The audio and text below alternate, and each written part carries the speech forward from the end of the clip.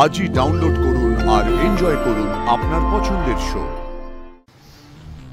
অরণ্যবাবু, আপনি তো আমাদেরকে ত্রিশূলটা ছুঁড়ে দিয়েছিলেন। আপনি ত্রিশূলটা ছোড়ার আগে ঠিক কি কি দেখেছিলেন সবাইকে জানান। সত্যি বলবেন, কিচ্ছু লুকানোর দরকার নেই।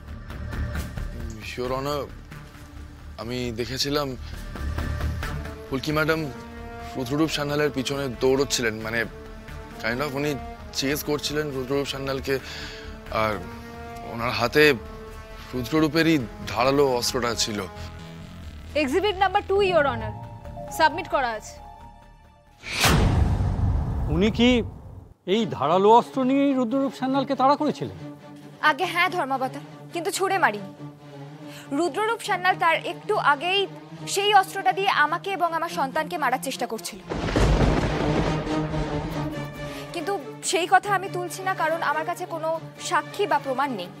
আসলে ইওর অনার, অভিযুক্তা ফুলকি দাস এই সব কথা বলে আদালতের করুণা অর্জন করতে চাইছে, আদালতকে প্রভাবিত করতে চাইছে। যে কথার কোনো ভিত্তি নেই, প্রমাণ নেই, সেসব কথা বলে আদালতকে এইভাবে বিচলিত করার তো কোনো মানে হয় না। That's all your honour. Phulki Das, আপনি পয়েন্টে কথা বলুন। ডিফেন্স কাউন্সিল ওনাকে সতর্ক করুন। সরি ইওর অনার, আমি কথা বলছি। ফুলকি, পয়েন্টে প্রশ্ন করো।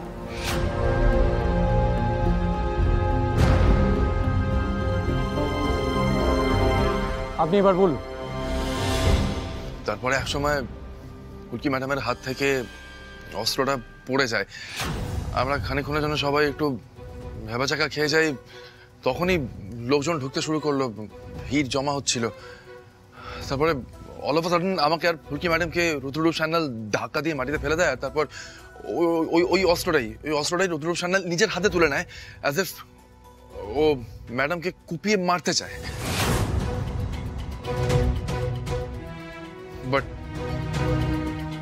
রুদ্ররূপ সান্যাল সামাও নিজের হাতটা নিচে নামাতে পারছিল না, মানে হাতটা এরে আটকে ছিল, অ্যাজ ইফ কেউ হাতটা পেছন থেকে টেনে ধরে রেখেছে, kind of a paralysis or I don't no.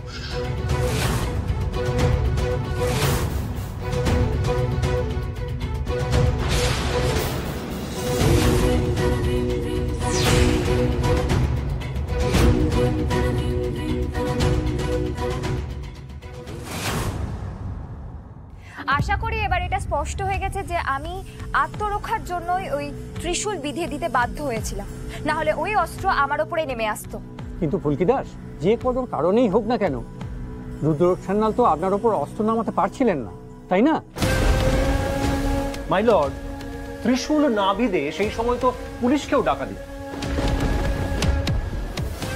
একজন মানুষকে হত্যা করার অধিকার কারণ নেই। That's all your honour. Thank you.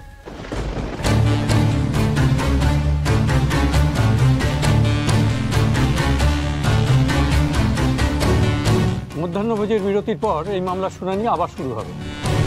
আপাতত মধ্যাহ্নভোজের বিরতি।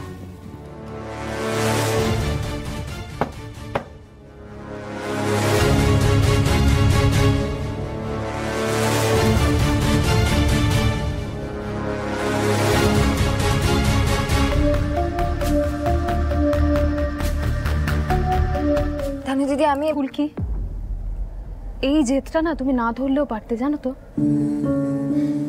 কেস আমাদের হাতের বাইরে বেরিয়ে যাচ্ছে ফুলকি। আর এখন যদি রুদ্রতার ডেথ হয় তাহলে কি ভার্ডিক্ট হবে আমি সত্যি জানি না ফুলকি। ফুলকি, চলো আসল ঘরে গিয়ে বসবো। চলো এসো।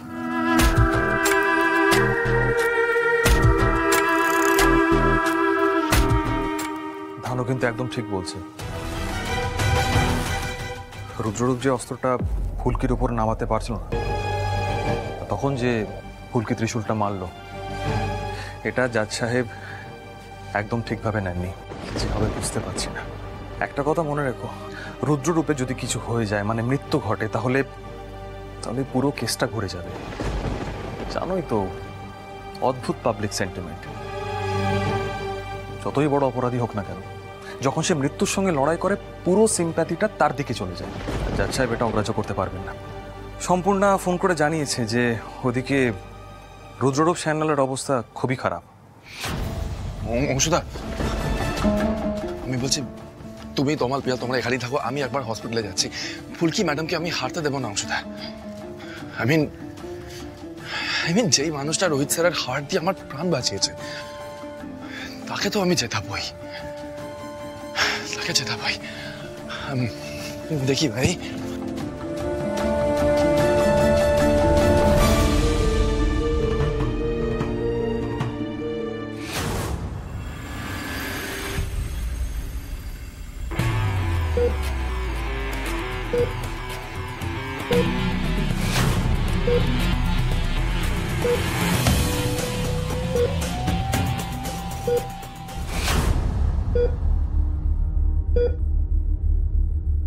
কি অবস্থা ডক্টর?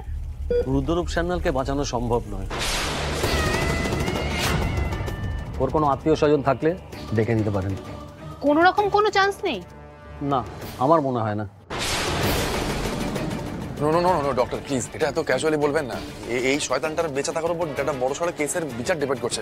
Please doctor. এটা তো আমার উপর নির্ভর করছে না। দেখতেই তো পাচ্ছেন, পালস রেট ড্রপ করছে।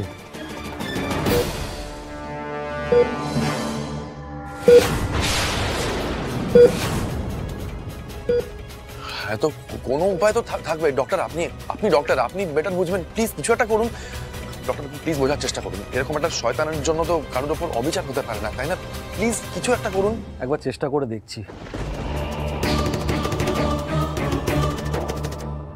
ওনার ফিরে আসতে কোনো মিরাকেল লাগবে। নার্স, সিপিআর দিতে হবে।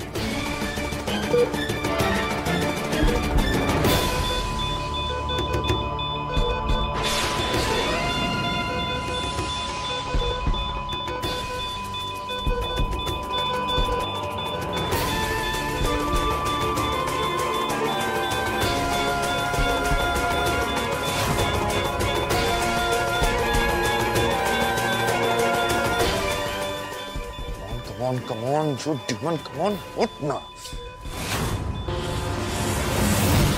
যদি এতবার বেঁচে থেকেছে, আজকে বাঁচতেই হবে। তোর জন্য তো ফুলকি ম্যাডাম হারতে পারে না, কিছুতেই না।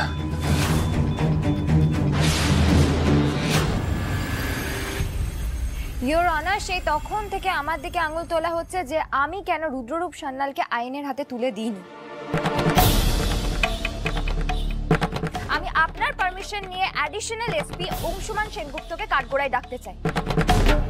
সেই বলবে যে রুদ্ররূপ সান্যালকে আইনের হাতে তুলে দেওয়ার পর ঠিক কি ঘটেছে। অনুমতি দেওয়া হলো। এসপি অংশুমান সেনগুপ্ত হাজির হো।